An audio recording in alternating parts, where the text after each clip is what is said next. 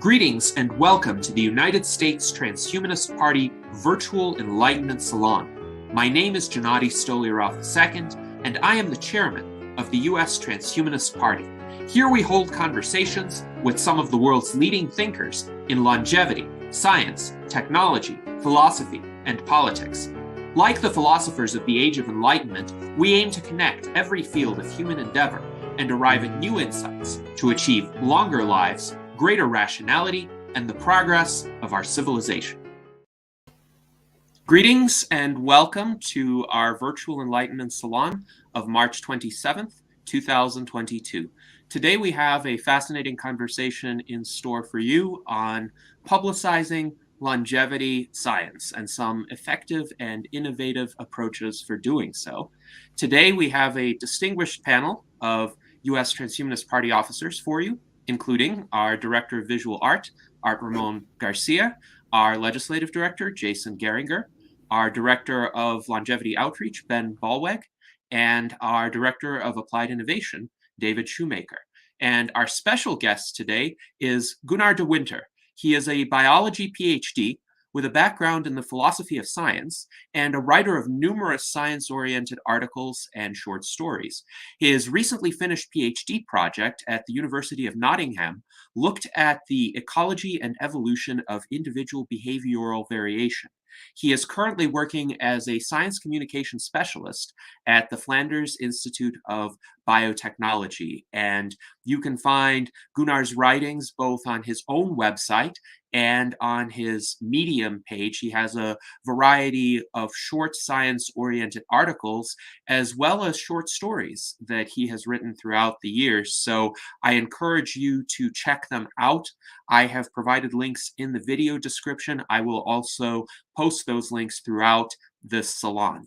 But now, Gunnar, I would like to let you share some of your own background and essentially how you came to be such a prolific writer, both of fiction and nonfiction, and how you strive to communicate recent advances in longevity science through your writings. Okay, well, thanks for the introduction, Gennady. Thanks for having me. Like you said, I started out as a biologist, like a real sort of animal behavior type biologist. But I quickly found I was most interested in sort of the big ideas, right? So not being stuck in a lab or not doing field work, really like big overarching ideas, which then led me to philosophy. And there I stumbled across aging, basically sort of the whole idea of aging. What is it really, and why does it seem to be something we so naturally accept, right? We all know that aging is this very complex thing that eventually in old age leads to a decline in function and often to a decrease in the quality of life. I mean, on average, right? There are always exceptions. But I started looking into that and I've been following it ever since. And I started writing about it several years ago and kept eyes on all the stuff that's going on. And it's a very rewarding topic to write about, because it's the last decade or so has really been a very quickly moving field in aging research in general. So there's always something to write about. And I found that people are also interested in it. Like they want to understand what's happening, and they want to understand what the potential is to intervene in the aging process. And I write about that, but I try to do so in a careful way in saying that, look, there is a lot of hype and clickbait in general, but in aging, anti-aging especially. So I think it's really interesting because there are amazing things happening in the research, but I think it's very interesting to sort of frame that in a careful way and say, like, look, yes, there are very interesting things going on, but there is a difference between a study in lab mice and applicability in humans, right? So we need to be a bit careful, which is why I try to always sort of add in the caveats of the studies, just so that everybody knows that it's a long road to go from lab findings to actual things that we can do. So yeah, that's kind of my background. It's sort of I want to say sensible science communication or something like that. So yeah, that's my story in short. Yes, thank you very much, Gunnar. And I'm curious where you think fiction fits into science communication as a medium. How can fiction be used to communicate ideas, especially to the general public, that perhaps might not be as effectively communicated through a research paper or a nonfiction article? Well, fiction allows you to do two things in this area mainly. The first one is it allows you to extrapolate far beyond what is currently known. You just take a finding, you extrapolate it 100 years, and you build a world around it. And the second thing is provide context, right? Because science and society are not separate entities. And if you take a discovery and you extrapolate it and then plunk it into a society and really work out all the other things that go on in that society in reaction to certain advances, it's something you can't really test. So you have to sort of make up an imaginary setting to do so. And for me personally, fiction is a really great way to do that because I enjoyed writing, I enjoyed thinking about stuff, and I just find fiction a very interesting way for myself to sort of develop those ideas and really, yeah, see where they might lead potentially.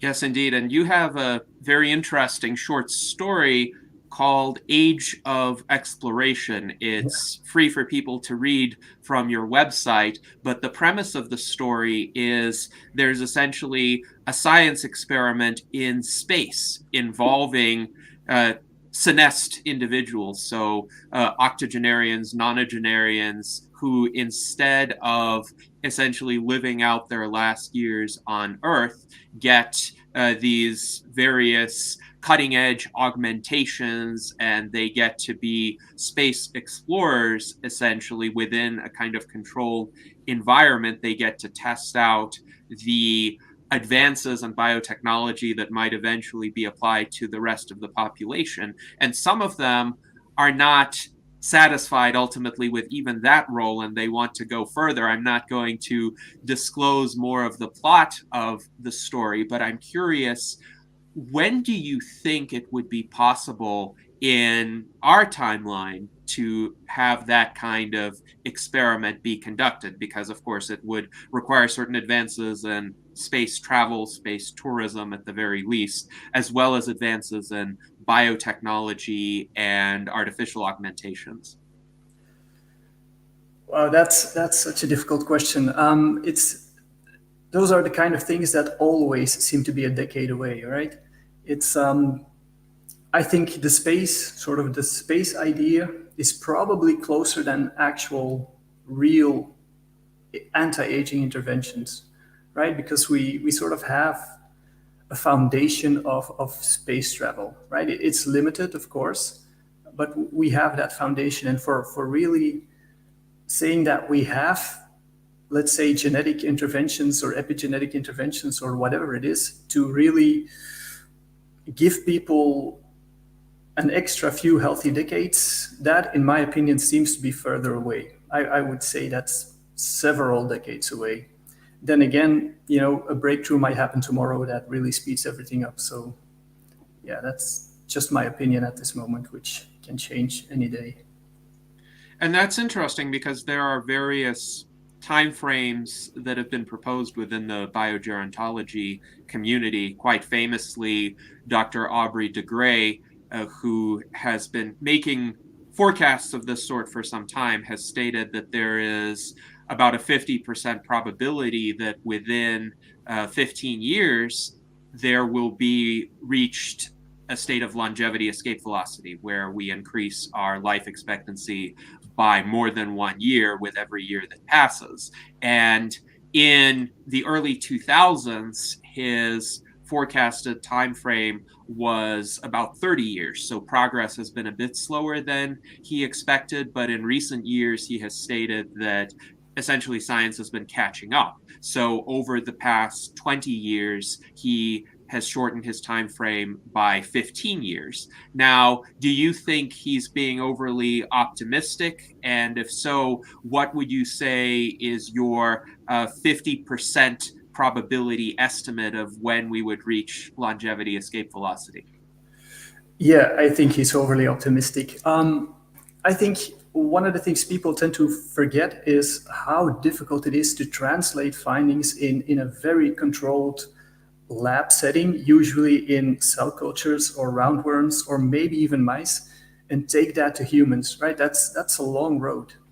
And aging is really complicated, right? Even in lab models, it's so context dependent that if you want something that robustly works in the real world, we need a lot more tools and knowledge than we currently have.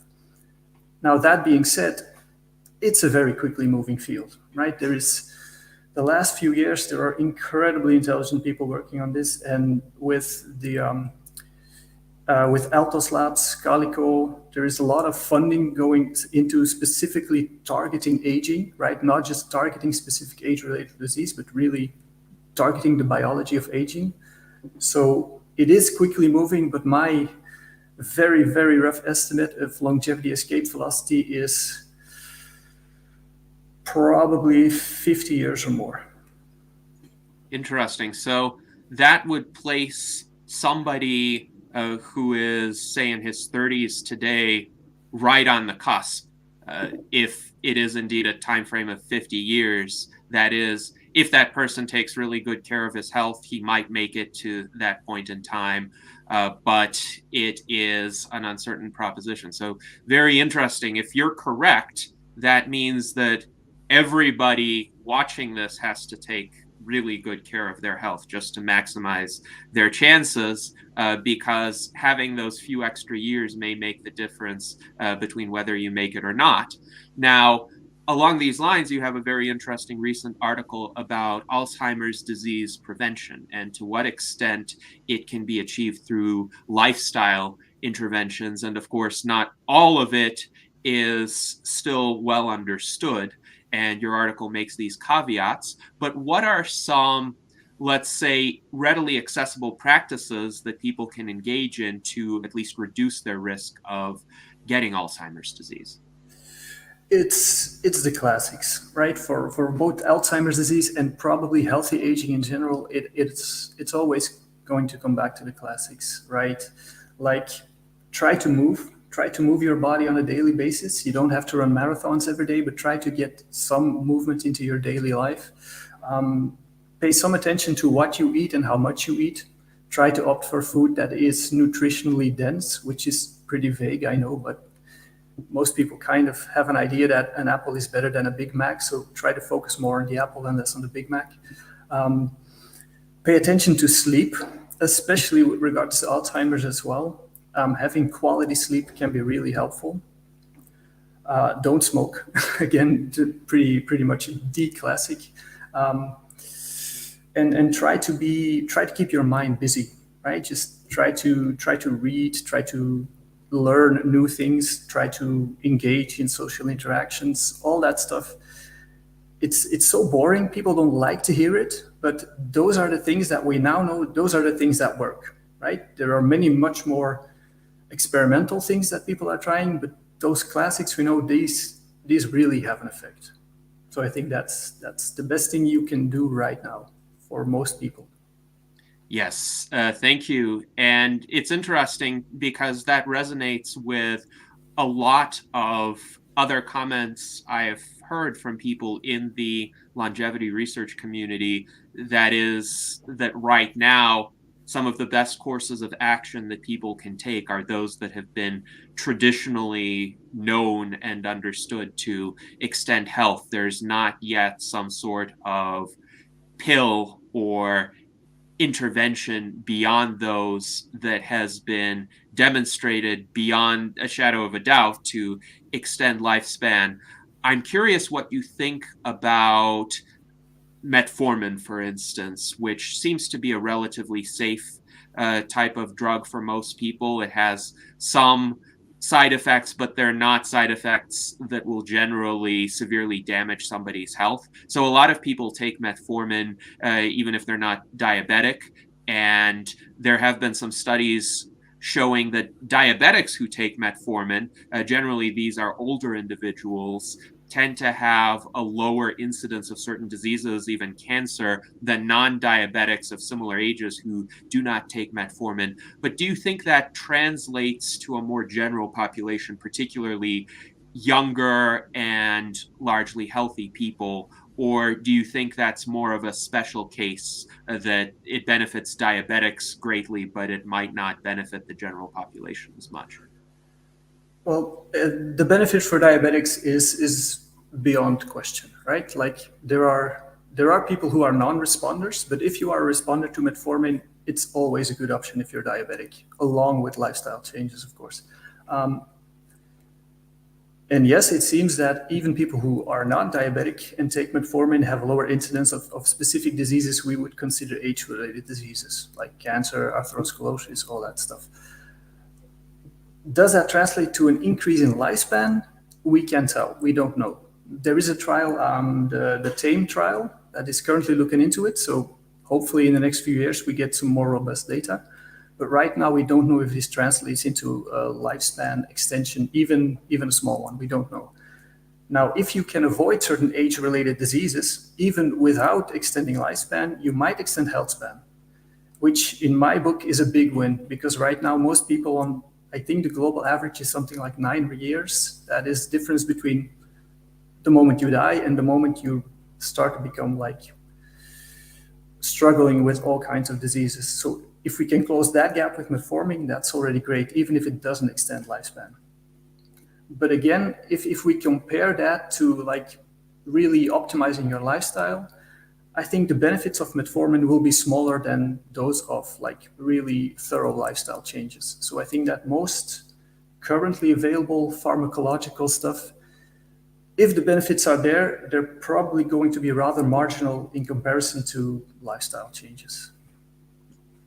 Yes, very interesting comments there. And we have some viewer comments as well. John H. writes that one has to watch one's B12, vitamin B12 level if one is on metformin, and maybe other B vitamins too. And I know a bit about this because I am a long distance runner. I run on average about 50 miles per week. And yes, I have to pay attention to B12 levels myself. Mike Lazine writes that he thinks Gunnar is right on point with longevity, escape velocity, and time travel. So Mike, space travel, my apologies. Mike agrees with you on the time frames for those respective advances. Now, time travel, I suppose, may be an interesting subject to discuss as well, since you're a fiction writer also. Do you think there's any conceptual application to that idea that could be used to illustrate real science as well? It's I think it's best in a sort of philosophical way, right? The grandfather paradox and things of that nature, because it's if you start to build a story with time travel, it becomes so complicated so quickly that I haven't dared do it yet. It's I think it's a great way to illustrate sort of the physics behind time and how time is this really strange thing actually. But I haven't really, I'm not confident enough in my knowledge of physics to really write a story about that yet. I actually do have a story about time travel that I wrote back in 2019. It was for an actuarial science fiction contest. So it's an actuarial time travel story called The Whales Technique. And interestingly enough, the character uses his time travel ability to predict insurance losses with perfect accuracy.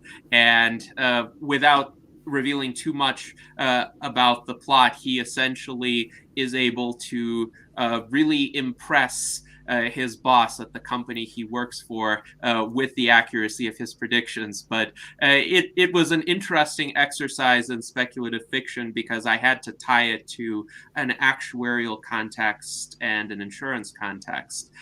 But I also wanted to ask Ben, since you have read a lot of Gunnar's writings, which of the writings that you've read and the topics that Gunnar addressed resonated with you the most?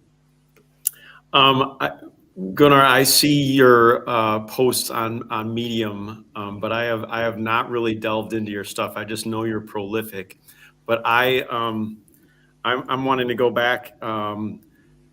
So you know that this transhumanist group is kind of averse to death, I suppose, and wanting to keep on living. So I wonder for you, are you? I'm going to look at exactly how I wrote it. Are you resigned to dying? Is it in your future, and you will think you will die before 120 years or something like that? Or how? I mean, the aging research is promising, but is it just kind of like, I don't know? Are you the cold splash on our face of ain't happening, folks? Or what are your thoughts? No, I don't want to be the cold splash. But I think it's always a good idea to be humble in the face of complexity. Right? Aging is really complicated, and a lot of people are making promises that I don't think we can make yet. So, have I resigned to death? Not yet. Ideally, if I would have to die, I would like to do so on my own terms, and I would like to do so without a period of disease coming before it. Do I think 120 is in the cards for everyone? Right now, of course not. Will it someday? I think theoretically we can extend human lifespan. Yeah, I think it's theoretically possible. Practically, there are big hurdles, and distribution, availability, all that will become a big problem, right? Let's just purely as a thought experiment, let's say we can do it, right? There is a way to extend human lifespan to 200 years in perfect health. It's probably going to be very, very wealthy people who get access to it first, right? And that's going to be a problem. How will we make sure that everybody has access to this? How will we reimagine society with all these really rich immortals running around, basically? So I think it's the application, the real application for most people is probably further away than some of the promises we hear. And I think it's also something we should start thinking about. How do we make this available in a sort of, in a just way, right? So no cold splash, but just kind of a warning that it's really complicated, basically. If I could follow up real quickly, I've been emailing with a friend of mine that's not in this realm at all, just a friend from high school, and we were kind of like, hey, what you been up to? And I was trying to tell her, like, this is what I'm kind of working on, and I was putting about we want to prevent ailment before, like, ailment sets upon us, and then we have to treat the ailment. So going at it preventively, or at least she responded back to me that way. And I was like, yeah, that might be the right way to be tackling this. But it'd then be like, all right, we're totally overhauling the medical system to be focusing on that side of things rather than fixing disease once disease or disease pathology sets in. And yeah, it's going to be a heavy lift. And I mean, there's organizations, I wish I knew, like, solid organizations that are really making progress on this already. But yeah, it's a monstrous undertaking to change the paradigm. So, well, thanks for your thoughts so far. Yeah, you're welcome. Yes, indeed. Now we have some additional viewer comments. John H. says, hey, he cold splashed me. Now I've got to make it to 118. So I suppose that's some motivation there. And hopefully that would be a possibility. We have right now the longest living individual, of course, was Jean Calment with a record of 122 years. Nobody else has lived past 120 years that has been verified. Of course, there have been claims of extraordinary longevity, but right now, the third oldest verified individual is alive, Kane Tanaka. Kane Tanaka, I think, is about to surpass the second place record holder as well. So this is a very interesting trend, because if you look at the list of longest living supercentenarians, most of them are either alive now or they've died within the past decade. So, Gunnar, do you think there is a kind of gradual upward creep of maximum lifespans as well, where Jean Calment might have been an anomaly, but we're getting the oldest people living to 118, 119 now? I don't really think there is a lot of upward creep. The reason we're seeing more people get really old is just because there are a lot more people, right? Because I recently read something about Pliny the Elder, right? The Roman historian. And he wrote a book, Natural History. And in one of his chapters, he goes on about the length of life, or the greatest length of life, or something like that. And he already writes about people that grow to be 105 or 115 years old. Now, even if we grant an accuracy error of a few years, right? Let's say 110, 115, that's already probably top 50 or something like that. And that was around 2,000 years ago. So I don't think there's a lot of upward creep yet. I think we will see more supercentenarians because of better healthcare. I also think that we're going to see more people getting really close to 120. Again, better healthcare, more people, probably, hopefully, somewhat better environmental exposure to pollutants and stuff like that. But I think it seems to be the case that purely from a currently biological standpoint, it always seems to drop off at around 120, 130. So I think to get past that, we need something really disruptive, right? Like some really new type of intervention. Yes, this is quite interesting. So I've shared a link here to the list of verified oldest people on Wikipedia. And right now, Kane Tanaka is 119 years and 84 days. And the fourth oldest person ever is also still alive, Lucille Randon from France. She is 118 years and 44 days. I believe she's also a COVID survivor. And then the second oldest person ever was Sarah Knoss from the United States. And she died in 1999 when she was 119 years and 97 days. So as of the date of this recording, if Kane Tanaka lives for another 14 days, she will be the second oldest person ever. So that's quite fascinating. But you think essentially these maximum lifespans are approaching a kind of upper asymptote, and we're seeing more people approach it just because there are more people in the world and more records are reliably being kept now as opposed to in prior eras. So what do you think is the cause or causes of this current upper limit with the current state of medical advances? Because it does seem that these supercentenarians escape the common causes of death, like cancer, heart disease, diabetes, etc. And they seem to have very good brain function up until their last days. I have read about the condition called senile systemic amyloidosis, which is the development of amyloid plaques throughout the body. Is that primarily what kills them, or is there something else? Is there a combination of factors that leads these people to die after they've escaped all of the common causes of death?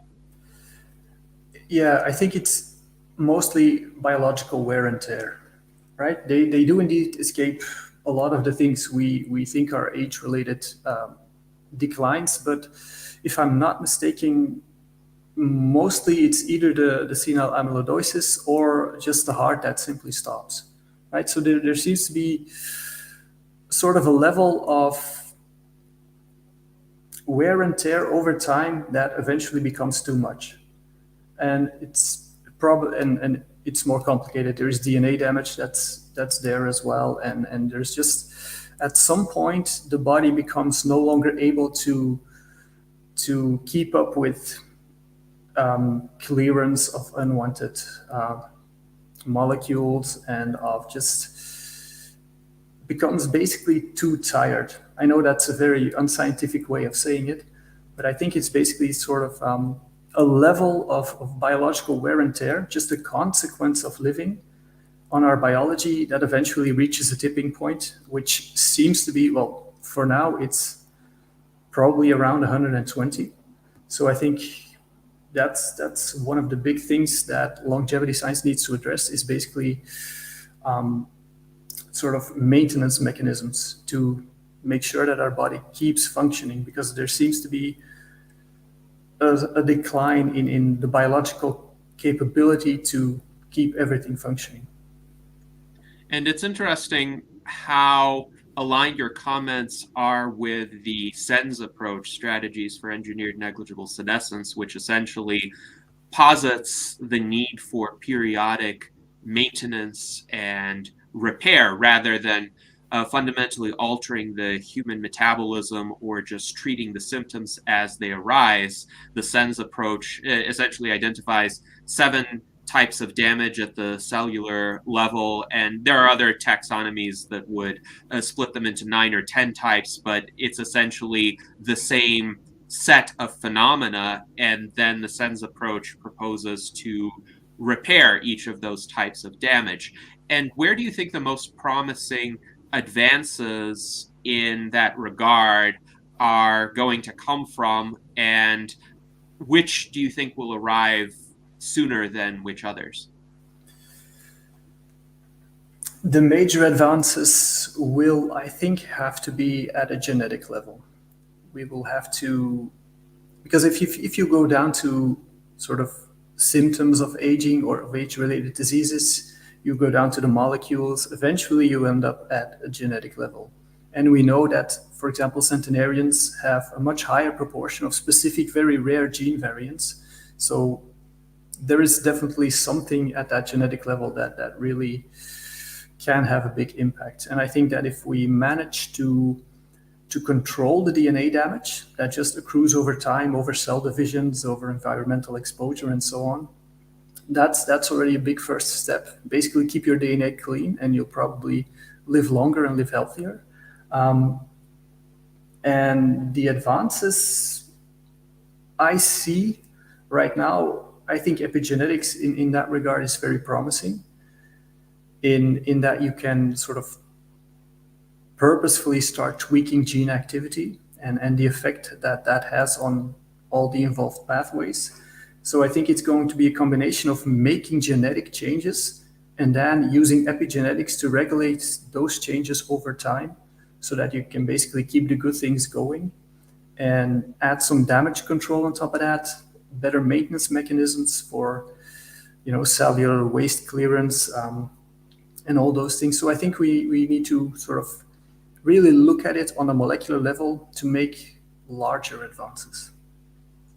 Yes, indeed. And thank you very much for laying out that possible path at the genetic level. Mike Lazine writes, and this is with regard to an earlier comment that you made, I am with Gunnar in making LEV, longevity escape velocity, available to all. That is how I am with any transhumanist tech. It needs to be available to all who want it, rich and poor. And certainly within the Transhumanist Party, we support that eventual goal. We recognize, though, that it will be a stepwise path. As with any technology, it starts out being experimental and expensive and also error prone. So the argument that I have made is that it's true that the initial consumers of this technology will be among the wealthier individuals, but they're also the experimental test subjects who may experience some of the more adverse side effects, and they're doing us a favor in effect by generating this data, human data, at the early stages of availability of this technology. And hopefully with something like life extension and health extension, these will be so dramatically in demand that there will be an entire industry that would seek to broaden access and democratize this technology, because then more companies would get more customers. So there would be a set of self-reinforcing incentives to make this technology more broadly available, as has happened with computers, the internet, cell phones, and before that with electricity, automobiles, refrigerators. All of those technologies were once the preserve of the wealthy, but the time frame for making them available to the general population has accelerated with the later technologies relative to the earlier technologies. So do you also have a similarly optimistic view of how the technology will spread and become available to the general population once the theoretical ability to effectively intervene in the aging process is able to be translated into even one patient? What do you perceive to be the time frame? Would it be closer to 5 years or closer to 50 years? Okay, I'm going to be the cold water splash again a little bit. I think there are risks with making with having an initial group develop and use this technology, right? Because first of all, maybe the people who have first access don't want others to have access. Now, again, they don't control it. It's probably the companies that develop it that will control it. But then you run the risk that these companies, they will have a profit motive, right? So they might want to call people back for a yearly top of their longevity course or whatever it is. So I think it's going to be tricky to really democratize this technology, right? So I think that is something that needs to be sort of thought of in the start, right? I don't know, with contracts or patents or make it patent free or stuff like that. Because it's, again, I'm not a business expert, so I don't know all the fine things of how that might work, but I think it should be something like an open source availability or something like that, right? In time, after it's been tested and proven to be safe, of course. And it should also be optional. Like, some people may not want it. It's easy to want to live forever if you have a nice life, right? If your life, if you struggle every day, life extension might not be something you're interested in. So I think it should be optional and it should be available to everyone. I have no idea how to get there from a business standpoint, from a development standpoint. I don't know. In terms of time frame, I think that once we have something that really works, things can move rather quickly. Depends a bit on what the companies want and how they want to put it out. But I think from sort of actual human proof to wider applicability, it's probably 1 or 2 decades. Now, how far that is, that initial proof, it's probably going to be some more decades. So I'm probably coming back to sort of that 50, 60 year time frame in my head. So the 50, 60 year time frame is not entirely about when the technologies would be available for some people to extend their lives, but when they would be available for the general population, for, let's say, people of ordinary means. Would that be a correct understanding? It depends on what the technology is, on how expensive it is, right? I think it's going to start off expensive, but I have no idea how quickly the price may fall down. It depends on what it is and how easy it is to implement on a large scale. So best case scenario, 50, 60 years. Worst case scenario, a few centuries. I'm sorry for everybody listening. Well, it's interesting because hopefully these are time frames that people can affect through their decisions. And we have thought about some policy options to accelerate the spread of this technology within the U.S. Transhumanist Party platform, we have Section 82, which begins with the following statement: the United States Transhumanist Party supports reforms to reduce the lengths of times over which medical patents could be effective. So moving from a patent-based approach to more of a competitive approach. And you mentioned an open source approach, which we certainly support. And in other contexts, we have discussed the use of bounties to reward medical innovators as opposed to patent protections. So we do want to have some sort of incentive for people to develop these technologies, but instead of having the right to monopolize the field for a period of time, why not give them an upfront payment in exchange for them making the technology publicly available, in the sense that any other business or government could avail itself of it. Now, also, Aubrey de Grey has stated that once these technologies become available from a fiscal standpoint, in many governments, it will become an obvious proposition that making these technologies available to the general public would be less expensive than essentially perpetuating the current system of Medicare, Medicaid, pensions that pay people while they're sick, because the largest proportion of healthcare costs accrue to individuals essentially in their last years of life as they're struggling with multiple chronic diseases. So if people are biologically younger for longer, those costs could be averted. What do you think about that logic? Do you think it would set in fairly quickly, or do you have less confidence in the rational capacities of policymakers? I was just going to say, well, you have to have good luck convincing the politicians. I think it's a good idea. I think it's as you said, the benefits for healthcare by improving health span are enormous, right? And if you can sort of shunt all that investment into making the technology widely available, in theory, beautiful. In practice, depends on the politicians, and I don't really have a lot of faith in politicians in general. So it will require lobbying, it will require good data, it will require smart voters, and that's kind of where I little bit try to help, by making people see what the research is and what the research does and what the caveats are. So I kind of hope that people don't get taken in by false promises, by clickbait, but really are able to see potential where it is and vote accordingly, I would say.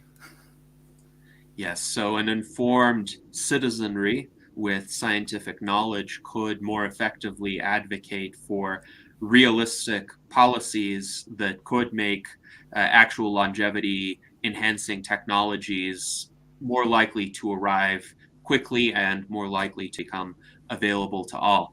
Very interesting. Now, Ben, you have some thoughts on this, so please feel free to share. I think for going back to wanting to make money from their inventions, these companies, I feel like a level that they often try to reach is getting their therapy to be covered by Medicare. And then they're like, holy cow, we got all sorts of money now for this invention of ours. And hopefully, while they have quite a bit of patent life left on their product. Maybe in countries that have a more socialized medicine kind of way, that would be a way to get life extension medicine for all kind of thing. And yeah, it might take a lot. It might take more work in the US to get that kind of thing to happen.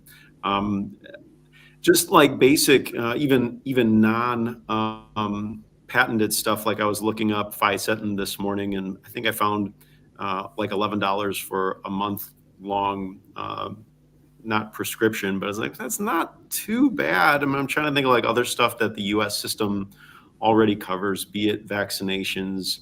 I feel like we have some investment in preventive care through Obamacare, but not near the coverage of, call it, many of the European countries. So that's my quick thoughts there. Yes, thank you for those thoughts, Ben. And it's certainly interesting to consider which types of systems may incentivize the arrival and effective spread of these technologies more quickly.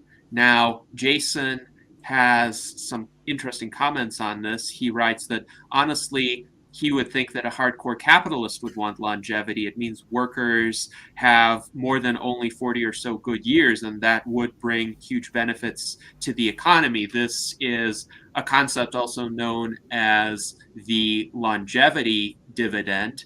Now, elsewhere, Jason also writes that it's important to avoid any built-in obsolescence to these longevity technologies as exists in certain appliances. Now, Jason, I'm wondering if you would like to elaborate on that. In particular, do you think it would be easy to build in some sort of obsolescence type of feature into these treatments, or do we not know enough about human biology to tinker with it in that sophisticated a manner? That is, if we have a treatment that works in extending longevity, it would seem intuitively to be harder to kind of cut it off at a certain predetermined point so that the customer has to come back for more. Rather, if we figure out something that works, that's in and of itself quite an achievement, right? I don't know. I think they'll be able to do that. It seems to me that if they can figure out how to extend it indefinitely, they could figure out a way to cut it off. And if they can, and it means more money, they probably will. So that's kind of one of the things I'm worried about, that they will make a longevity that works for a year, just like Gunnar was saying. And then, you got to come back every year, because I mean, that's a big problem with our healthcare system. We got, there's no money in a cure. Sometimes there's more money in, keeping the person on medication and, keep them coming back for treatments. So yeah, that's something I'm kind of worried about. I don't know how we would stop that, but another thing I was wondering about, Gunnar, is aging the same in the body as it is in the brain? I mean, like, for instance, if you was like in some sort of machine that kept your body alive and you were in like virtual reality or something, and would your brain be able to live longer than your body, or is it just this 120 years no matter what going to be it? Yeah, like brain and body are really, really connected. So they if you take away, let's say if you take out your brain and put it in a robot body or a tank or whatever, your brain will still age, right? And it will build up damage over time. And even in your brain, mutations will happen, DNA damage will happen. So you will need to do something about that as well, even if it's just a brain in a robot body, right? Yeah, I figured. He seems like the guy to give you the straight, straight answer. So I figured I'd ask you.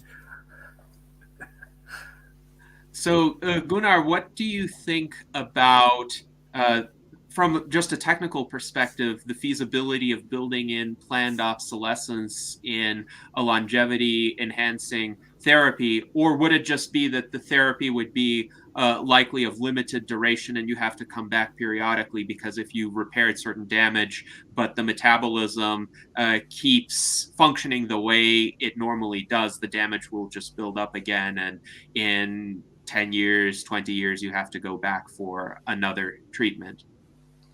Yeah, I think certainly sort of like the first generations of treatments, if they ever come, they will be on a recurrent basis, right? Because they probably will involve some type of damage removal, some type of maintenance, some type of sort of senescent cell clearance, stem cell top-ups. And those things wane over time, whatever you do.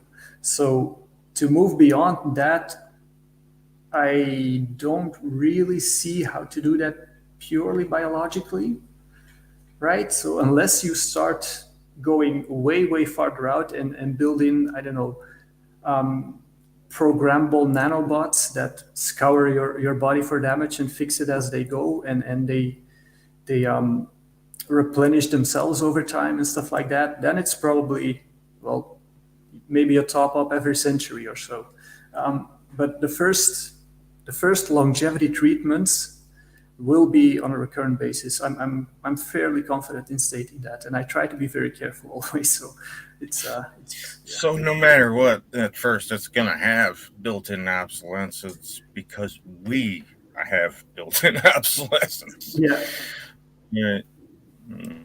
Yes, that makes sense. And indeed, a lot of the other advocates of longevity escape velocity have stated much the same thing, that essentially people will have to go in for periodic maintenance treatments. But the advantage of that is each treatment, if you survive that long, will be improved as compared to the last, because you will have had an additional 5, 10, 20 years of scientific advancement to benefit from. So you could clear more damage or repair damage more effectively, have fewer side effects, etc., as long as you remain alive between your first treatment and your subsequent treatment. Now, you mentioned nanotechnology, and Mike Lazine wonders how would that fit in? What do you think is a realistic time frame for, say, nanorobots that can essentially travel through the bloodstream, repair damage to cells, and essentially perform these maintenance functions even on a continuous basis, as opposed to you coming into the clinic every now and then? How far away would that technology be? The nanotech itself, probably also 50, 60 years. However, knowing exactly what it needs to do is probably further out. So I would say at least a century, probably more.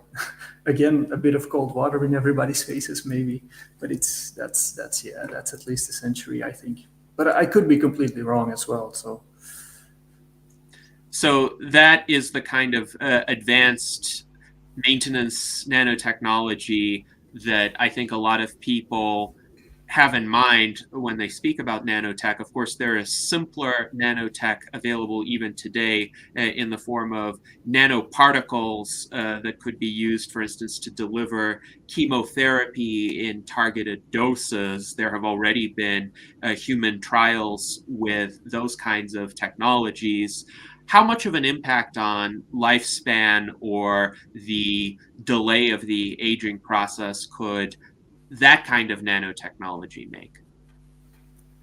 I think that could be useful in terms of delivery mechanism, right? So if we have gene editors or specific genetic things we want to try, we need to be very specific with the targeting, right? We need to put them in the right cells, in the right tissue at the right time. And I think that in that case, those kind of sort of nanoparticles, nano delivery vehicles can probably be already useful. Again, it's the difficulty is knowing exactly what to do, in which tissue to do it, and how often or when to do it. Because aging is not something we're going to fix by doing one simple thing, by flicking one switch. We're going to have to flick 100 switches at different times in different cells, in different tissues. Right? So it's basically what we're doing right now. I mean, I say we, but what scientists in the longevity field are doing right now is they're basically making the map of what we should do to make an intervention possible.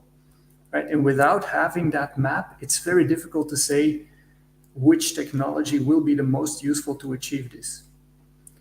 So I think the nanoparticles definitely have potential as delivery vehicle, but what they deliver and where they deliver it is something we're basically still figuring out. Yes, thank you for that response. And David Shoemaker wonders, can longevity, escape velocity be kept a secret, and he refers to Calico as an example. Calico is a fairly secretive company in the sense that we don't know what goes on there on an everyday basis. They do seem to work on a lot of fundamental, longer-term oriented research, and they publish some interesting papers every now and then, but they don't seem to be working on anything that has immediate or short-term clinical application. David is also wondering, could there be a company we never heard of that could be making breakthroughs right now? And David, I wonder if you'd like to elaborate on that question, any other facets that you're curious about here. Yeah, I think you summed it up pretty well, Gennady. The example I was thinking of is like military technology. We have vast amounts of money that go into research for that. And I did a military career, and we would be sent into a skirmish and suddenly have things available to us that we didn't know, but they were pertinent to that situation. It's like they came out of left field. So that sector seems to be pretty good at keeping secrets. Maybe this longevity community, especially as we're talking about worrisome billionaires keeping this, or if we want a more benign reason to keep it secret, would be don't start a mass panic that only a few test volunteers can have it. Let's wait and keep it secret long enough that we can then roll it out in a reasonable way to present it to the public. So I'd be interested in your thoughts on that. Yeah, I think it's definitely a possibility. I'm not sure about whether it's going to be in the military sector. I'm kind of looking for an incentive for the military to build basically soldiers that live forever, but will not have any additional skill on a battlefield, for example. But it's definitely possible. I think sort of kind of private funded labs will probably be a space where a lot of weird things happen as well. So it's definitely a possibility. Can it be kept secret? It could, but I think it's going to suck for the test subjects if they're going to have to be kept away for 50 or 100 years. But it's definitely, it's one of those things that if you figure it out, if you are the first to figure it out, that's massive, right? So I can definitely see people working on this in secret. Again, I don't know any secret labs or anything like that, but it's one of those things that, yeah. Sorry. To the comment on the test subjects, and this leads into something else that I wanted to ask about too. But to the comment on the test subjects, there was a show on television. Actually, it came from movies called Highlander, and there was somebody who mysteriously lived forever, and he would keep reinventing his life in different ways. So what would that look like in a modern context of a program like this? Maybe more like a government witness program or something along that line. So I can see that there actually could be possibilities for that. And would I be willing to reinvent myself every 50 years or so if I was in a program like that? Well, I think I would say yes, and I think a lot of other people would say yes. So anyway, that's one comment on that. But I brought up sci-fi, and so while I got the spotlight, let me ask you about that. We talked about that early on, and I like to read sci-fi, and I have my favorite genres of sci-fi. And I like your explanation of take something projected in the future and build context and a story around it. But what my question is here is I wonder sometimes if that doesn't hurt us trying to communicate things that are really happening. I'll have discussions with people that won't pay attention because it's been explored in sci-fi and that's the only context they can see. So interested in your thoughts on that as well. No, that's a risk, right? If you want to discuss something that has previously been brought up in sci-fi, some people might dismiss it out of hand, right? That's definitely an issue. But it's the reverse is also true. Some people are inspired by sci-fi.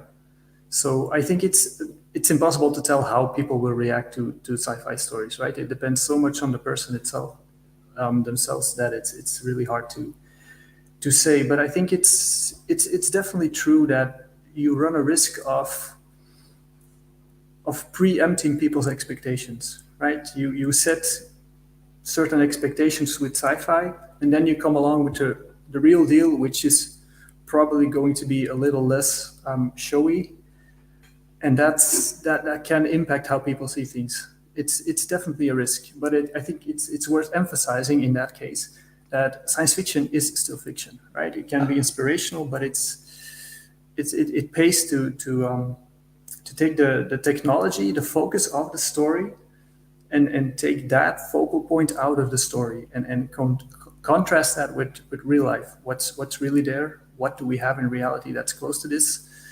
And why does this matter? Why does this matter now? What effect can this have for us now in our society? Yes, thank you, Gunnar. And I also wanted to revisit the subject of the military perhaps being interested in life extension. I know there are proposals right now for the US government to establish an agency along the lines of DARPA, the Defense Advanced Research Projects Agency, except it would be called ARPA-H, so the Advanced Research Projects Agency for Health. And I know, Art Ramon, you had taken an interest in essentially enhanced soldiers, and you've looked into some of those technological possibilities. So perhaps you might want to say a few words about what you think some of the applications could be of life-extending technologies in a military context.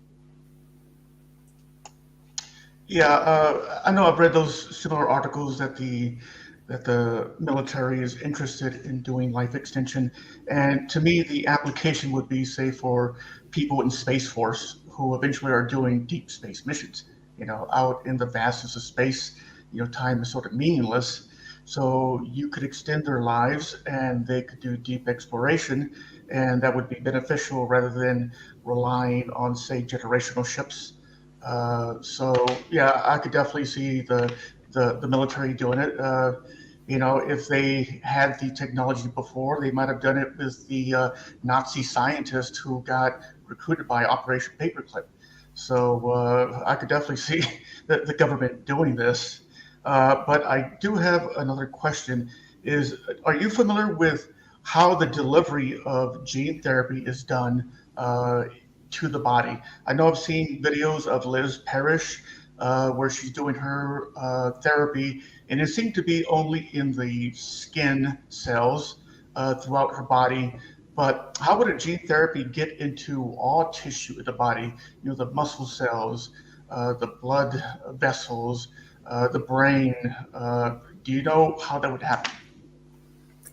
I think the most available current technology are viral vectors. So you basically take a virus cell, strip it empty, put the gene therapy, the gene delivery into it, and then you prime that cell to target specific receptors in specific cells. So for example, muscle cells express certain proteins on their surface. And if you can design the viral vector in such a way that they target those specific muscle-specific proteins, then you could get gene delivery into, say, the muscle cells. I think that's currently the most used, most developed technology. But these viral vectors don't replicate on their own. You have to just, okay. All right, thank you.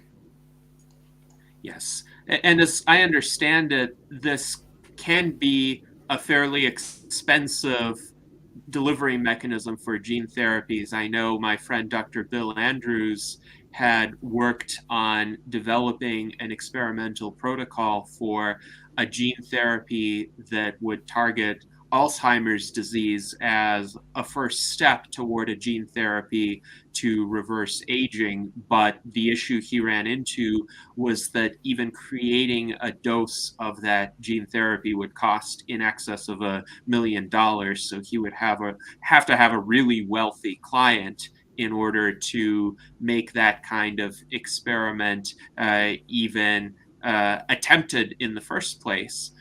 And he was telling me essentially he really hopes that eventually through mass production and mass commercialization, the cost would come down. He would be happy to see that. But right now, the production of these viral vectors can be quite expensive. So what in particular makes it so expensive?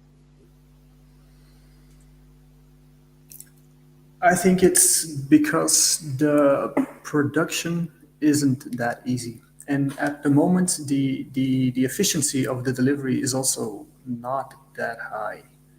So it takes a lot of handwork, basically. And I think that's what makes it expensive, right? You cannot yet do it at massive scale, which would drastically reduce the cost. I think it's probably a consequence of technology that still needs to mature a bit in order to be safely applied at a larger scale. Yes, so the preponderance of manual effort can make a particular approach quite expensive, and that makes sense. Now we have a question from Daniel Twett, who wonders, could Gunnar estimate the ratio of open source longevity technology to closed source technology available now, percentage-wise? And I would frame that question as, what proportion of the technologies that are out there today, either in the clinic or in experimental stages, could potentially be deployed by more than one competitor as opposed to being monopolized by some company with a patent? That's a difficult question. Let's see.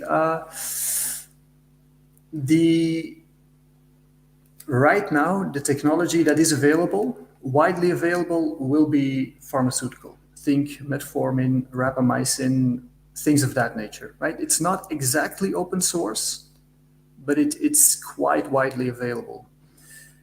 The real sort of more gene and epigenetic based technologies are academic at this point. I know there are a couple of spin-offs working on that. There are a couple of commercial companies working on that. As far as I know, it's not available to the public yet. So it depends on the type of technology. If you look at genetic technologies,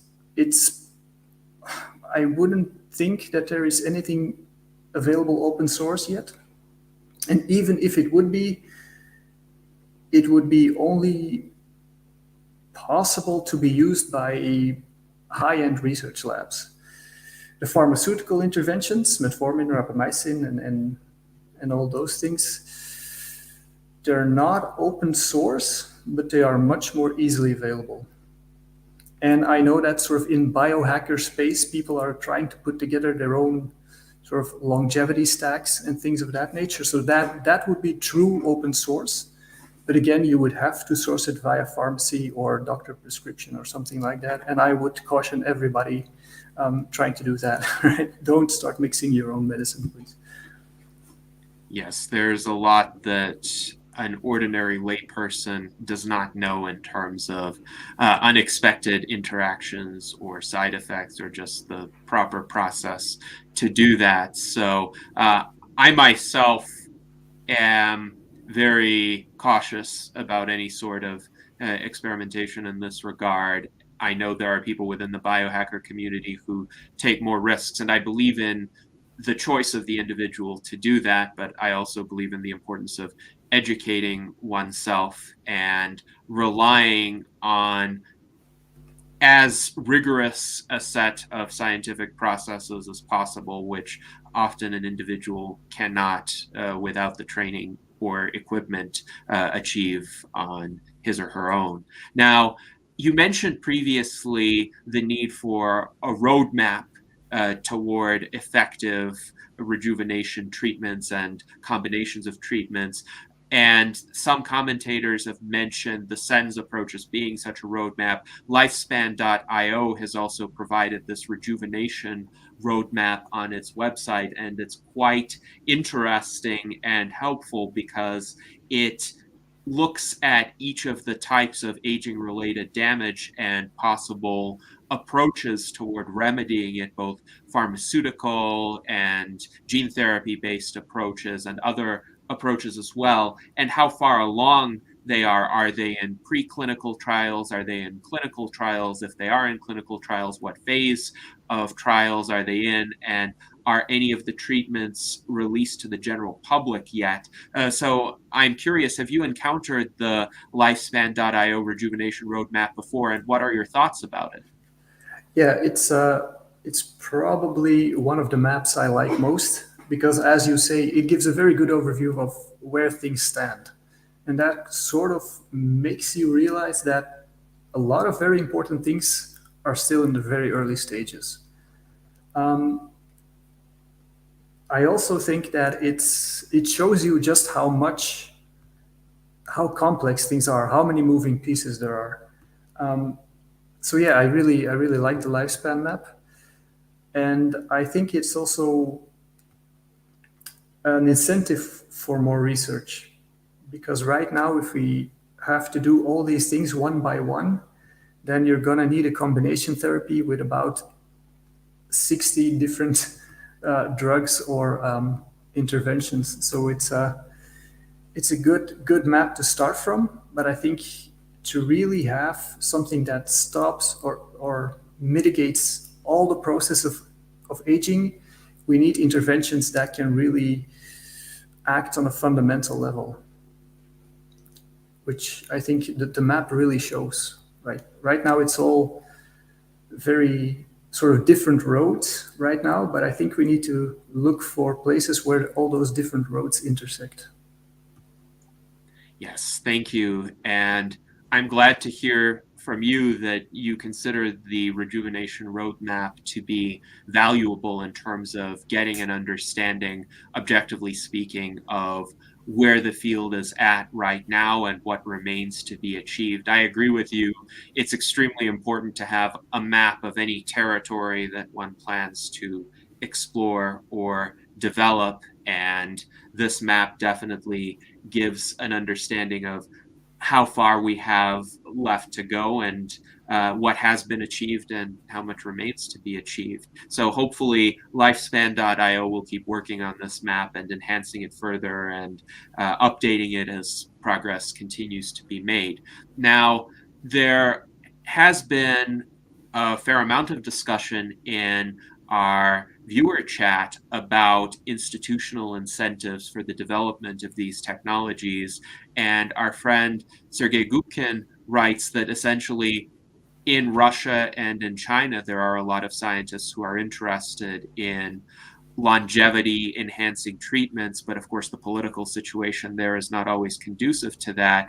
If they can be essentially imported into the United States or into Western countries, they might trigger waves of advancement similar to how after World War II, German scientists, for instance, helped with the aerospace program in the United States. But Sergei also writes that bureaucrats of science in the West will still require extraordinary evidence for ideas that can slow, stop, or reverse aging, let alone for therapies and scientists coming from countries that are repressive. So we have a fairly ossified bureaucratic apparatus in Western countries, which seems to be based more on the precautionary principle, the idea that you have to demonstrate exhaustively that there wouldn't be any unanticipated harms from a particular treatment before it's allowed to be deployed. And this has already shown to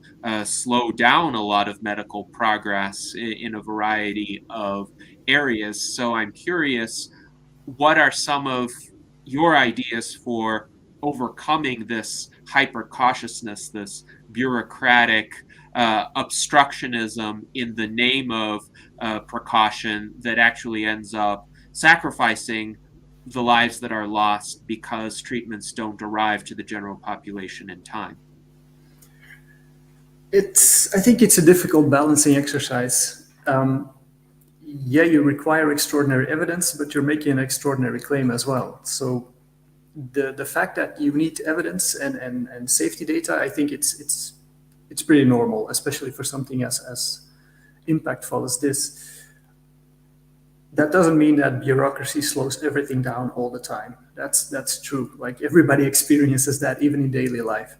So how do you fix this? I think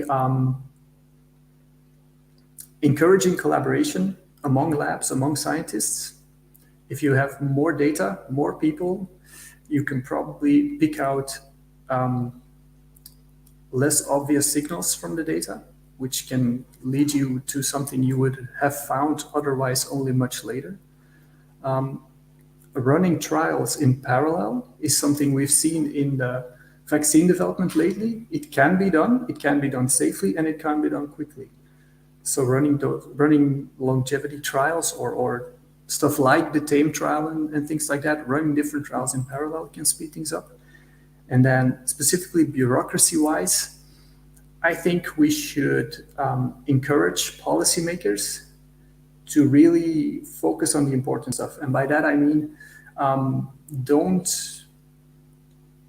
clobber scientists to death with administrational duties, right?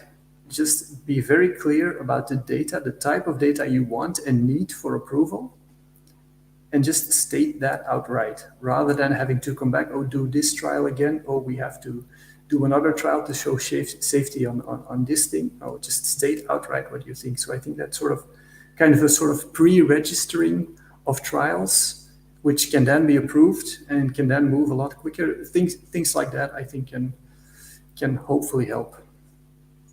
Yes, indeed. And I agree, all of these approaches can help. Now, Ben had some thoughts that he wanted to share about certain approaches that may be accessible to the general public, like fasting or caloric restriction. Ben, what did you want to say about those? I suppose it was going back to not quite like having a cure-all, but like a fundamental level. Like it seems like lots of individual treatments are trying to mimic part of the benefits of fasting or caloric restriction in general. So, I mean, and that's, so when people are working on therapies, they're looking at like, how can we mimic that and not have people have to suffer through actual fasting and actual caloric restriction. So that was my one little comment on that. I'm getting antsy for another question I have for you at some point, Gunnar, when you're ready to like cool it down. Right. Okay. Let me talk about fasting first. I'm not the biggest fan of fasting or calorie restriction. I think my Medium articles make that obvious. I'm not the biggest fan. Now, it's true that certain interventions seem to sort of toggle a lot of different pathways, right? And many people think fasting is one of those interventions. And in some strains of lab mice, yeah, absolutely. Beyond that, I'm not convinced yet. So it seems that fasting, even in lab mice, is quite context dependent, right? There are strains of lab mice that respond to fasting by dying earlier, which is not exactly what you want happening. In humans, it's very difficult to untangle, because even if you look at primate studies and things like that, one of the things that really matters as well is the diet of the control group, right? If you control calorie restricted animals with animals on basically an all-you-can-eat buffet for the rest of their life, yes, the calorie restricted animals will do much, much better. If you feed the control animals a generally healthy, not calorie excessive diet, the difference becomes quite a bit smaller. And there are a few people who would say that in humans, it's not so much the calorie restriction that might potentially make you live longer, but it is not overeating that will not kill you earlier. Sorry. right? So it's kind of the idea is that we live in the Western world in an obesogenic environment.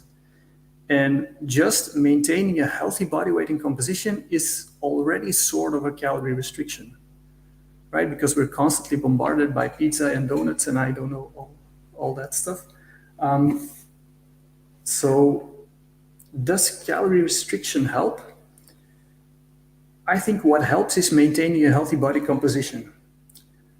Restricting calories on top of that, if it does anything, I think it's probably, again, going to be quite a marginal benefit if the rest of your lifestyle is on point. And again, depending on your genetic background, some people do it and feel great. Other people do it, and I'm one of those people. If you make me fast for 18 hours, I rip the door off my fridge and I eat everything inside, which kind of negates any benefit I might have accrued over the fasting period. So if it works for you, great, wonderful. Do you have to do it to live longer? I'm not convinced. But again, that's just me, and who knows what future data will show. Can I do two comments after? I guess I'm first thinking of like if you stop that signal to mTOR, and I don't know if that's just like at the cellular level, that's like, okay, it goes into repair mode when you're not signaling mTOR, and it might not lead to longevity. And then I also wanted to point out the two monkey studies done with caloric restriction, the one here in Madison, Wisconsin, and the other one done at DC. And I think it was the DC one that they fed them a healthy diet and they decided if they wanted to restrict it or not. And there was a negligible difference between those two sets of monkeys. Whereas here in Wisconsin, it was an unhealthy diet and they just restricted the one. They're like, oh, well, they do better when they get less of the unhealthy diet in general. And I guess I lean toward doing restriction myself because I don't control my diet as well as I would like. So I'm like, well, just have less of it. Maybe that's better. But so I don't know if you want to talk about either the mTOR thing or the healthy versus unhealthy diet and restricting it. Yeah, the mTOR thing is a bit complicated because mTOR comes in basically two complexes, and it's not yet perfectly sure if you want to downregulate both of them all the time, because they do have a role in immunity as well. So that's one of the kind of iffy things about rapamycin. It downregulates all forms of mTOR. I mean, both complexes of mTOR, and it's not like I say, the data is not that impressive in terms of, do we want both of these mTOR complexes down all the time? So it's probably an issue of specificity. And with fasting, it's probably something similar, right? Like, you don't want mTOR to be down all the time. And how much you want it down and how often is probably a bit dependent on your individual physiology. So it would be really good if we have like really good biomarkers to see, like, for you personally, if you fast, we see all these things change and they're really good for you. Maybe in another person, they don't change that much when fasting, right? So it's probably something like an epigenetic aging clock or something. And if you could use that in individuals on a fasting regime and see if it changes beneficially or not, you might be able to pinpoint to people who might benefit more from fasting than others. So again, this is just just an idea, but I think it's those kind of interventions are very, the effect of those can be quite specific to individuals and to all the other stuff in your body, like all the other genes, all the other molecules, all the other gene variants you have will affect this in some way. So it's sort of figuring out for yourself what works basically at this point. The case for personalized medicine. Yeah, absolutely. And the monkey studies, like you said, it depends so much on what you feed the monkeys, both during and not during calorie restriction, that it's kind of telling me like quality still trumps quantity in terms of food. And I think that's probably, for people who want to try something, I would first say to focus on what you eat. And if you want to take it further, maybe restrict your eating window to 12 hours. If that works for you, try restricting to 10 hours. If that works for you, that's probably already okay. Now, Ben, you had a question in another area as well. I emailed you yesterday about this, Gunnar, about your 2014, also other source said 2015, aging as disease. And I wondered what your perspective is on that, if you could summarize that paper and how it has changed in the last 7-8 years. Yeah, so that paper is born out of an essay I had to write for a course, which is why it's rather short. But it's basically, it asks the question, can we look at aging and then specifically senescence, so the decline in old age, can we look at this as a disease? And I tackle a few arguments as if like it can be a disease because it's natural. Well, all infections are natural processes as well, so that doesn't really hold up. Aging is a disease because it's universal, like everybody ages. Well, there are other things that are kind of universal, like everybody will have a respiratory virus at some point in their life, probably. And even if we take the universal argument, let's say hypothetically we found a cure for aging and it's no longer universal, would we then call it a disease? So it's kind of, the whole article is kind of like, depending on how you define disease, you could call aging a disease. That's back in 2014. I've changed a little bit in terms of, it's a common topic by now, complexity, right? Aging is so complicated that I think it's probably more something like a disease syndrome or a disease complex, or how you, I think those are terms that make a little bit of sense, right? So I think it's more complicated than simply saying aging or age-related decline is a disease. No, I think it's a set of pathological processes, but I don't know if calling it all together, like grouping it all together in a disease, I would probably be more nuanced if I would write something like that now. It's the way I see it now, we have this whole sort of a canopy of age-related diseases and things that go bad when we age. And they sort of all come back to a stem, which is aging, but that stem has many different roots, which are all the pathways and molecules involved. So I think I would opt for a more, I want to say, nuanced view, or more aware of the complexity of aging and all the stuff that goes wrong, basically. Yes, thank you, Gunnar. And I would refer anybody who is interested to Gunnar's paper, Aging as Disease. And I understand your views on that have evolved. In my mind, the most important rationale for the discussion of how to classify aging is in terms of how to enable regulatory authorities to readily approve treatments which target aging in particular, because right now a lot of biotech startups, while they actually intend to target aging, have to find some very specific disease indication on which their treatment works so that they can get it past the Food and Drug Administration in the US or other regulatory agencies in European countries. So if aging isn't classified as a disease as such, could there be some other classification which for regulatory purposes would be equivalent in terms of the effect of allowing medicines or therapies that specifically target aging to be approved just for that indication, instead of having to look at, well, do they address age-associated blindness or diabetes or heart disease? I don't think there's an alternative, right? Like FDA or European counterparts, they need that disease classification for specific regulations, which is probably why it might be a benefit to classify aging as disease, right? For example, right now, just go on the internet and you can find numerous anti-aging supplements.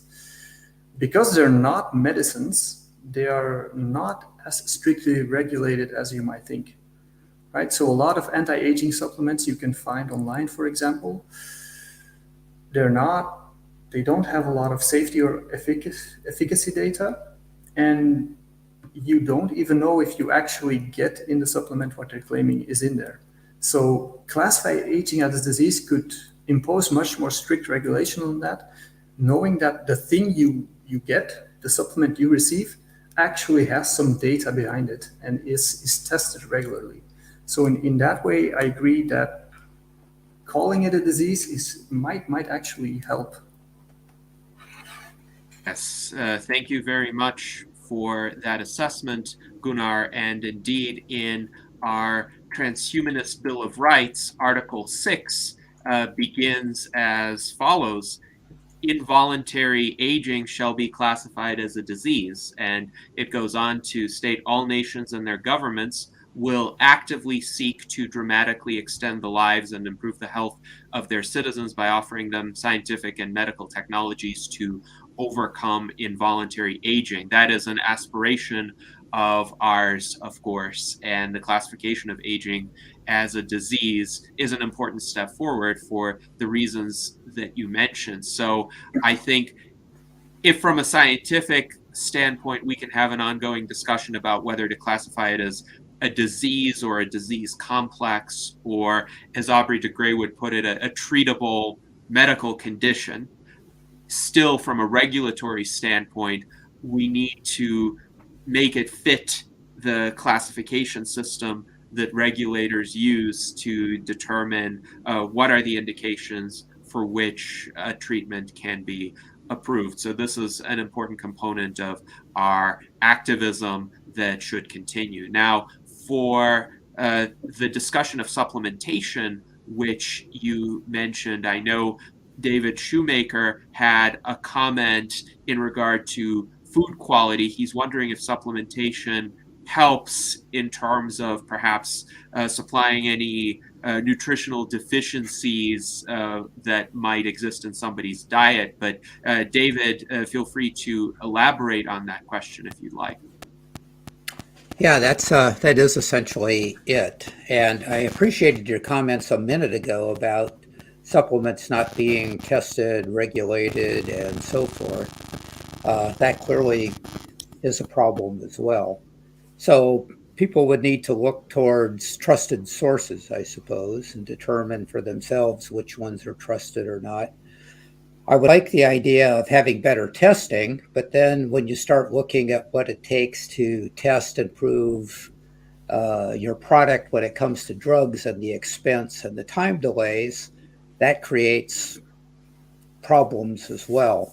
But back to the original question, some people say that our soil growing conditions are not what they have been in past societies, that the food doesn't provide all the nutrients possible. So that was really the direction of supplements. Just in your own opinion, I'm curious whether you think that's worthwhile, and I do expect a nuanced response because that's kind of mine as well. I think it is possible to get practically everything out of food. And I would say that's kind of the preferable option, because anything you get via food comes in a food matrix, as it's called, right? It's not just the one thing, it comes with a lot of other molecules that may have supportive functions we don't even know about. So if you can get everything you need out of food, that's probably the preferred option. Now, if you are deficient in something for whatever reason, supplementation will help.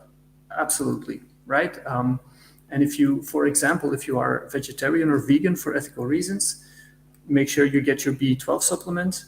I would suggest taking a long-chain omega-3 supplement as well. But unless you have specific deficiencies or specific needs, I would always prefer a food source for nutrients. Even if the soil is nutritionally less rich than it once was, the loss of nutrients is not that much that I think we all need to supplement. Right? I think if you have a varied diet with varied food sources, you can get everything you need, basically. unless, again, if you have specific conditions or specific deficiencies, supplements are necessary. That's sort of my take on that. Okay, a quick follow-up question, if you don't mind. Then what are your views on organic food versus what isn't labeled as organic? Do you think that there is a benefit there as well? That's a good question. I don't think that organic food by its nature is more nutritious. I do think that it's probably less pesticide rich, which can also be a benefit. However, as far as I know, there is not a lot of studies that show that organic food has a distinct advantage compared to non-organic. Again, depends a bit on where you get your organic food. I mean, organic food grown in Chernobyl is probably not going to be good, right? Even if it's grown organic. So it's about provenance and quality, and whether that is organic, classified as organic or not, I think that is not the main concern. Okay, thank you. Yes, thank you, Gunnar. And now one of our viewers, Bakwan Group, wants to hear your thoughts about statements from Elon Musk that have certainly not been well received in our community, including by me. So Bakwan Group wonders, what are your thoughts on Elon Musk's recent statements on extending human life, where Elon said, I don't think we should try to have people live for a really long time. He said that it would cause asphyxiation of society because the truth is most people don't change their mind, they just die. So if they don't die, we will be stuck with old ideas and society wouldn't advance. Musk said, I think we already have quite a serious issue with gerontocracy, where the leaders of so many countries are extremely old. In the US, it's a very, very ancient leadership, and it's just impossible to stay in touch with the people if you are many generations older than they are. Of course, we in the transhumanist community recoil at those kinds of sentiments. And when Elon first made those comments, I made a Facebook post saying essentially, sorry, Elon Musk, death is no more essential to human progress than car crashes are to automotive progress. Think more rationally. And our friend John H. also writes, so Elon says, I wonder if he'll feel the same way in 10 or 20 years when his own so-called expiration date starts coming into clear view. So Gunnar, what are your thoughts on how to best respond to those statements from Elon Musk? I think John's response is great. Like, ask Elon when he's gonna give over Tesla to his successor, basically, right? But it's a valid concern, right? If you have people in power that can stay in power indefinitely, yeah, that's not going to be beneficial for ideas of progress. But I think it's not so much the fact that people die that enables progress. It's the fact that we need to have a society that cultivates open-mindedness, right? Because it depends so much on the person, right? There are people who live for a long time and who are always learning new things, who are always open to changing their minds.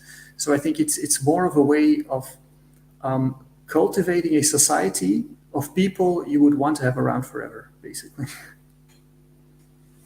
Yes, indeed. And also, in terms of open-mindedness and mental flexibility, it seems to me the problem is not people living for a long time. It's that as people become senescent, their brains become less agile at processing new information. If one could reverse brain aging, that problem would go away. Would you agree with that? Yeah, that's definitely a part of it. Although I'm not sure you should underestimate old people. And by that I mean it's again very, very individually dependent, right? There are young people too with very healthy brain that are so entrenched in their own thoughts and their own mindset that they're not open to anything. And there are old people who are verging on dementia, who are still having a wonderful time and extending their thoughts and are open to new ideas. So, but yeah, the trick about brain aging is that it's even more complicated. I know I sound like a broken record when I say that, but it's some forms of intelligence, fluid intelligence tends to go down as we age, but crystallized intelligence doesn't really. So you could argue that people of very advanced age might be less agile in their minds, but they kind of make it up for experience and wisdom. So it's, again, finding balance, I think. Yes, indeed. And I have spoken before about the need to have a diversity of generations in society to have this variety of perspectives and balances of attributes that you mentioned. Now, we also have a great reception to your comments. John H. says, thank you, Gunnar. And he also says, with regard to my response to Elon's misguided opinion, that this was an excellent response. Bakwan Group says, well said. And Art Ramon says, Elon needs exercise. So, Art Ramon, do you think that if Elon came to enjoy the benefits of exercise, his outlook on the desirability of longer life might improve as well? Yeah, I think if he exercised more, he would know exactly how much his body has aged. Joints go out quickly when you're exercising. So I think he just doesn't realize how much his body has aged because he just doesn't exercise a whole lot, it seems. Yes, it does seem like he tends to work himself to near exhaustion often, and perhaps to the detriment of other areas of his life. So a greater focus on longevity would benefit him. Now, Ben, you had another question that you wanted to ask. So, Gunnar, in your LinkedIn, you say that evolution is the common thread to your interests. So I wondered what your take on the evolution of aging is. Right. There are several theories, right? Like going from DNA error correction mechanisms that fail to antagonistic pleiotropy, where genes that are beneficial early in life are detrimental later in life. But sort of the basic idea is that if we understand the different factors involved in the evolution of aging, it might give us something to target, right? So if you know which genes are involved and why, that tends to have an evolutionary root, right? So if we sort of can pick out those genes that are important in the evolution of aging, those are the things we should probably target to turn back the clock.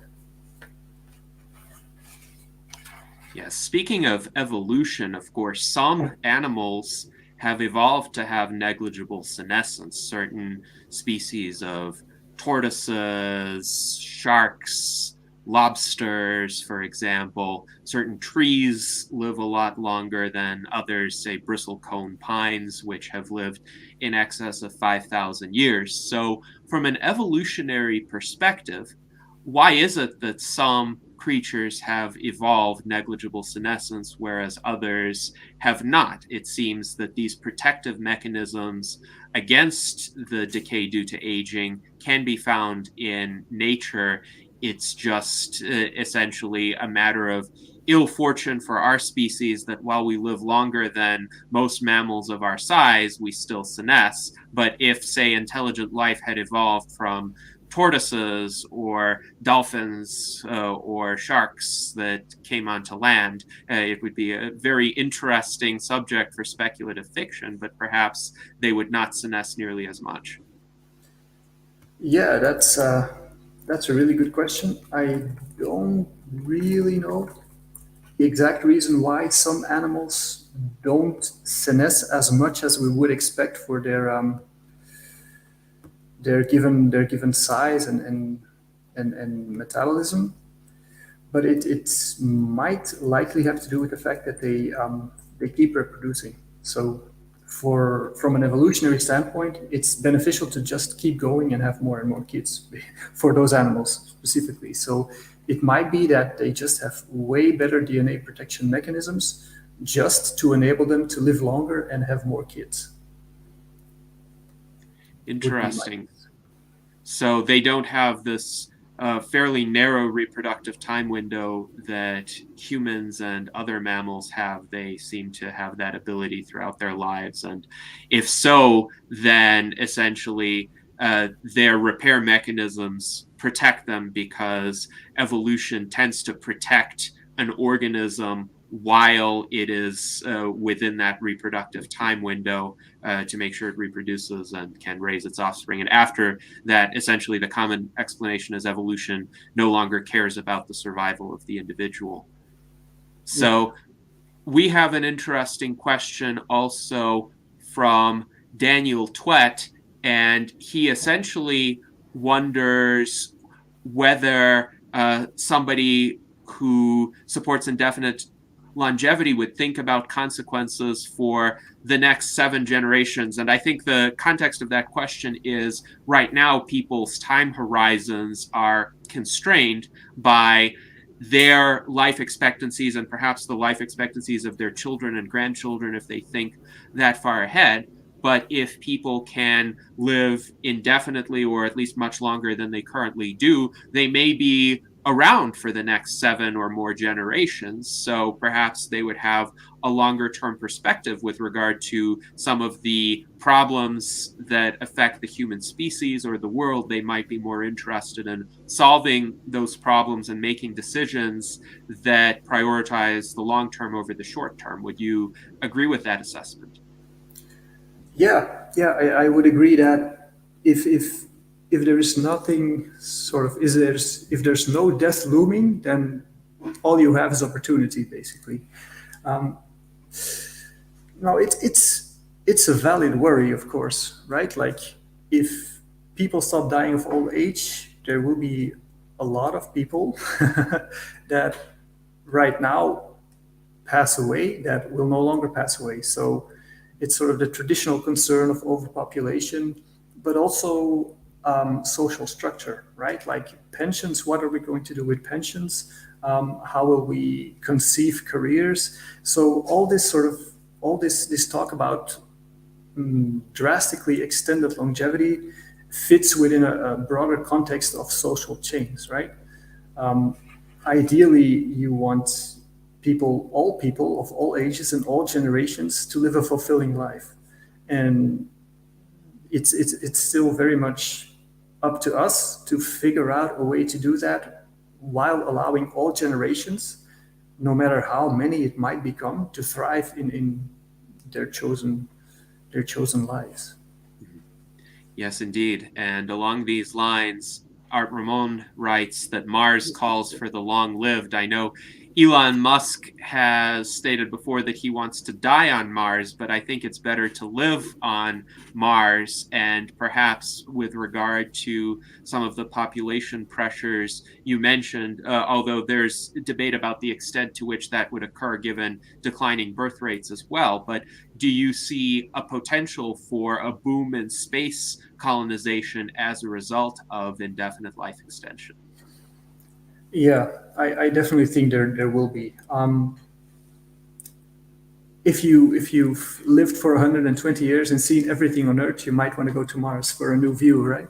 But it's if the population keeps rising, which again remains to be seen, we will have to find space somewhere, right? And going to Mars or the moon or whatever it may be is definitely an option. I think we're going to try it anyway. People will go to the moon, to go to Mars anyway, right? And eventually, over time, if we are successful, if stuff doesn't start blowing up in our faces, we will extend our presence on Mars and the moon.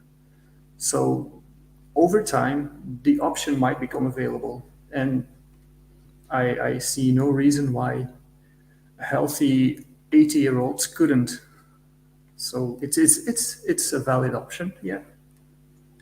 Yes, indeed. Thank you, Gunnar, and I completely agree with you. Now, we have about 5 minutes left in our salon today. I would like to give Jason the opportunity to ask one last question, and then we can hear a brief closing statement from Gunnar. Jason, go ahead. About classifying as a disease, I'm just wondering if this is good logic. If we were to somehow be able to prove that humans used to live longer, then wouldn't that, in a sense, mean that we are sort of diseased today? And wouldn't that be then basically logical proof that it is then a disease? I'm just wondering what you think about that. I don't know if people ever lived longer. Well, yeah. But assuming they did, it depends on whether or not you want that as comparison. Let me make that clear. We know that women, on average, live longer than men. Does that mean that being a man is a disease? So some people might say yes, but Good point.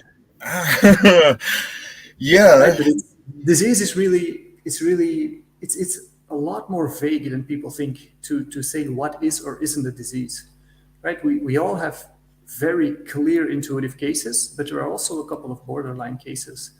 Maybe aging is one of those borderline cases. So I think you need to first find the criteria on which you want to decide what is or isn't a disease.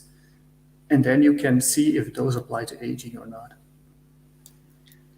Oh yeah, and the other thing I forgot about, all the issues that are going to come up for mankind, that longevity, super longevity are going to bring about. Those would all make great stories, fictional stories, to bring out. It's like, what is this going to do to religion? That makes a huge story. What's it going to do to the healthcare industry? There's a lot of different effects that would make excellent, like the Dragon King Tyrant, when it come out, that was excellent because it awakened people to this idea that, yeah, we're accepting death and we shouldn't, in a simple way. So I think that fiction has an excellent place to, play in all this. Yes, and so, go ahead. Jason is referring to The Fable of the Dragon Tyrant by Nick Bostrom, which is an excellent short story, an introduction for many people to the project of indefinite life extension. We have a great comment from John H., who writes along these lines: we'll just have to deal with any consequences of radically extended lifespans the way we deal with any problems. Life is full of problems, and we address them as they come. Death is simple by comparison, but simplicity is not necessarily a good thing. Sometimes embracing the complexity and the challenge is exactly what we need. So we are coming to the end of our virtual Enlightenment Salon. Today, I would like to offer you, Gunnar, the opportunity to make some closing remarks within the next 2 minutes. How would you sum up this conversation? And is there anything else that you would like to say to add to the discussion? Well, first of all, thanks for having me again. I really enjoyed it. My closing remarks would be, as a summary, that aging is really complicated and there are a lot of promises being made. And while we are seeing great advances, the radical extension of human lifespan will not be for tomorrow or the next decade. It's always good to be critical. It's always good to examine your own assumptions. And I think everybody has that capability, right? Everybody has that ability to question themselves and to see where their information comes from and what it really means. And I think that just because we want to live forever, maybe, doesn't mean we should just accept all the hype and all the promise, but that doesn't mean we should be blind to the potential, because it is there. That's sort of let's call it skeptical optimism would be sort of my overall approach to this.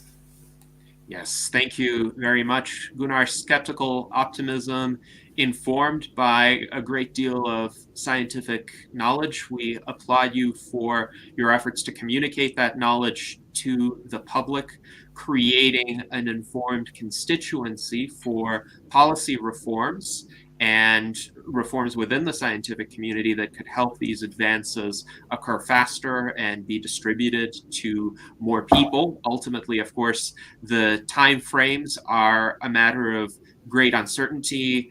None of us can exactly predict the future, but it is good to venture into the future with an eye toward what is possible as well as what is challenging, so that we can work on overcoming the challenges. We have a great deal of appreciation for your thoughts. John H. writes, invite Gunnar back soon.